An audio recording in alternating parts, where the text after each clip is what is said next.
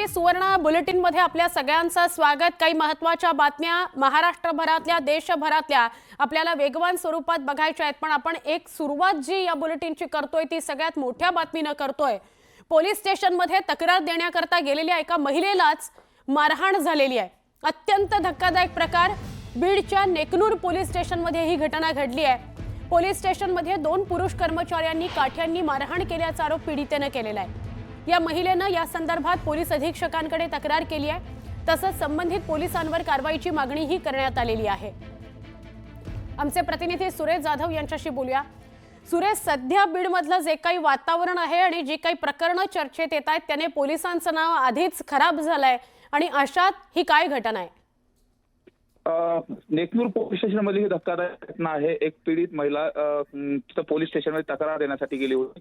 तिची तक्रार तर पोलिसांनी घेतली नाही, उलट तिला पोलीस स्टेशन मधून बाहेर काढायचा प्रयत्न केला।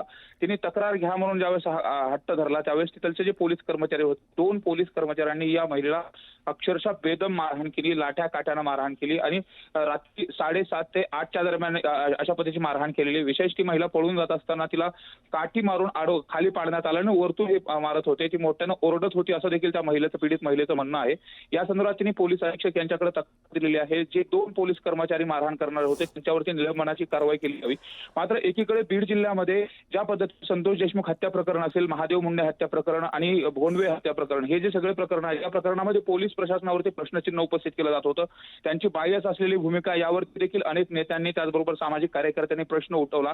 काल तर या संदर्भातली यादी देखील जाहीर करण्यात आली होती। मात्र त्यानंतर आता कुठेतरी पोलीस प्रशासनाची प्रतिमा सुधारेल असं वाटत होतं। मात्र जो घडलेला प्रकार आहे अत्यंत धक्कादायक आहे। महिलेला पोलीस कर्मचाऱ्यांनी मारहाण करणं, जर महिला कर्मचाऱ्यांनी मारहाण केली असेल तर तो विषय वेगळा होता। मात्र इथं पोलीस कर्मचारी 2 पोलीस कर्मचारी जर एका महिलेला मारहाण करत असेल, ही महिला उपचार देखील घेते, त्यामुळे अत्यंत गंभीर प्रकार आहे। या संदर्भात आता पोलीस अधीक्षक असतील किंवा पोलीस अधिकारी काय भूमिका घेतात हे बघणं महत्त्वाचं आहे। सुरेश, धन्यवाद ही माहिती दिल्याबद्दल।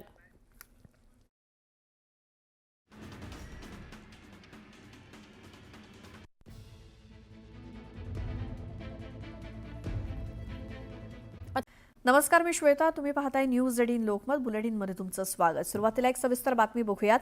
महादेव मुंडे हत्या प्रकरणात आरोपींवरती कारवाई करण्याच्या मागणीसाठी ज्ञानेश्वरी मुंडेंनी डीवायएसपींची भेट घेतली। तपासाला गती देण्याची मागणी महादेव मुंडेंच्या पत्नी ज्ञानेश्वरी मुंडेंनी केली।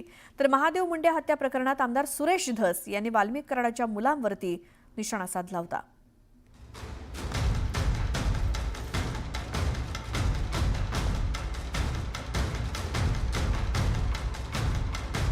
ज्ञानेश्वरी मुंडे यांच्या मुलांनी डीवायएसपी अनिल चोरमलेंची भेट घेऊन महादेव मुंडे हत्ये प्रकरणात तपासाला गती मिळत नसल्याचा मुद्दा उपस्थित केला। महादेव मुंडेंची 15 महिन्यांपूर्वी परळीत हत्या झाली। न्यूज 18 लोकमतनं महादेव मुंडेंच्या हत्येचा मुद्दा लावून धरल्यानं या प्रकरणाचा तपास डीवायएसपी दर्जाच्या अधिकाऱ्याकडे वर्ग करण्यात आला। 100% आम्ही रिझल्ट काढू, पण अजून परळीच्या पीआयनी ते फाईल पाठवली नाही। अजून त्यांचे कागदपत्र इथपर्यंत पोहोचले नाहीत केसबाबत। तर ते म्हणले वाचून पूर्ण तपास करून मी तुम्हाला सांगतो काय फॉलो करायचं काय नाही ते, आणि आश्वासन दिलं की 100% आम्ही आरोपी अटक करू। किती दिवसात त्यांचे कागदपत्र फाईलमध्ये येईल? आज येईल म्हणले, तर आज केलता म्हणले फोन, आज येईल म्हणले। फाईल वाचली की 4-5 दिवसात फॉलो घेतो म्हणले। अजून महादेव मुंडे हत्ये प्रकरणात भाजप आमदार सुरेश धस यांनी आक्रमक पवित्रा घेतला। महादेव मुंडेंची हत्या झाल्यानंतर वाल्मिक कराडचा मुलगा सुशील कराड आणि श्री कराड यांनी पोलीस निरीक्षक रवींद्र सानप, विष्णू फड, गोविंद भदाणे, भास्कर केंद्रे यांच्यासह 6 मोबाईल क्रमांकांवर अर्ध्या तासात 150 वेळा फोन केले। हत्या झाली तेव्हा हे फोन का केले गेले याचा तपास झाला पाहिजे अशी मागणी धस यांनी केली।